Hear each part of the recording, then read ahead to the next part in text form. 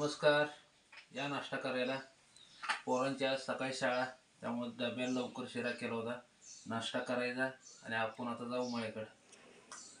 काय गरम शिरा? तर या सगळे गरम गरम छान असं शिरा केलंय सईपरीच्या डब्याला. आणि जाता जाता सईपरला सोडायचं आहे, त्यामुळे ह्याने आज थोडंसं लेट केलेत. तेवढी झोप झाली म्हणते मी तर दगदग किती होती.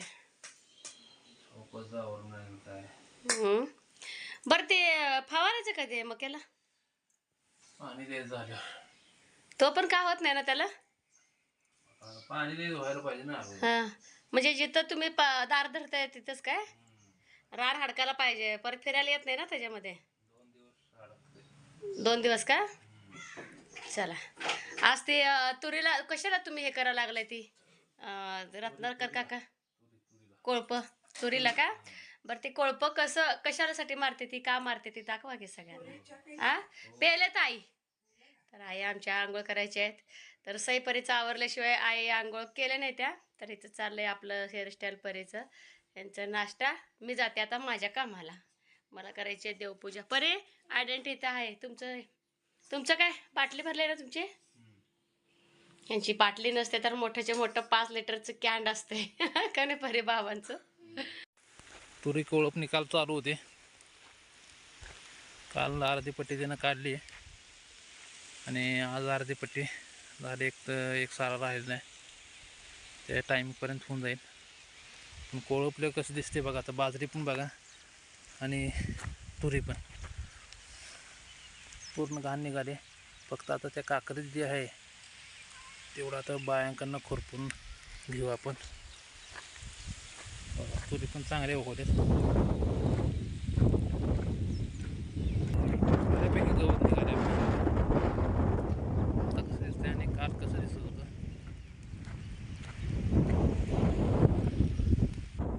आता ही तर पट्टी आज होते.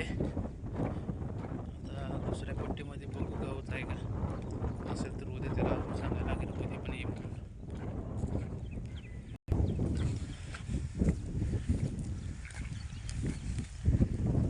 जास्त गवत नाही इथं, पण तरी पण मारलेलं बरं पडेल. उद्या एक दिवस अजून यायला सांगायला लागते त्याला. दुपारी हा प्लॉट आपला जो दिसतो मागं मक्काचा, पाणी पाजून पूर्ण झाले. चांगले 3-4 दिवस लागले आपल्याला पाणी पाजायला. आता राहिला आता 1 एकराची पट्टी पाणी पाजायला राहिले मक्काची. पण मी आता घरी गेलो दुपारी जेवण करण्यासाठी, तर दुपारी परत पाऊस आला. पाऊस पण असा म्हणजे बऱ्यापैकी पाऊस झाला, जेणेकरून आता पाणी 1-2-3 दिवस पाणी मक्याला द्यायला लागणार नाही. आणि कोळपायला जे होतं आपल्यात तुरी कोळपण्यासाठी, तर 2 दिवस आता कोळपायला येणार नाही आपल्याला. तर कोळपायला सुद्धा आता 2 दिवसानंतर ये म्हणून सांगायचं त्याला. आणि अजून पण पावसाचं वातावरण आहे. संध्याकाळी अजून काय करते काय माहीत पाऊस. त्या हिशोबानं आता मग पुढच्या कामाचं नियोजन करावं लागेल. आमच्या मळ्याच्या रस्त्याची दुरावस्था बघा. पाऊस पडलाय, चारायला सुद्धा येत नाही. आणि मी गाडी लावली आत्ता 1 किलोमीटर लांब, तिथून चालत आलो. अशी आपदा असते पावसाळ्यात आमची.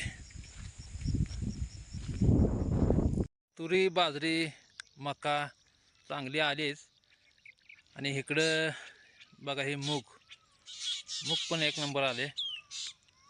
एक बी वायपट गेला नाही आणि चांगला आलेला एकदम. अजूनपर्यंत तर काय ह्यामध्ये तण नाही जास्त. थोडं मोठं झालं की ह्याला पण कोळपून घेऊ. तोपर्यंत ते बाजरी आणि तुरी कोळपून होईल. कारण का आता 2 दिवस तर आता कोळपायला येणार नाही. पाऊस झाला चांगला. हे पहा निसर्गाची किमया. ही एवढी मक्का पाजण्यासाठी मला 5 ते 6 दिवस लागले. पहाटे येऊन पाणी चालू करत होतो, संध्याकाळी 7:30पर्यंत पाणी पाजत होतो. पण एक तास ते 1.5 तासच पाऊस झाला. हे बघा सारं फुल्ल भरले, फुल्ल भरून.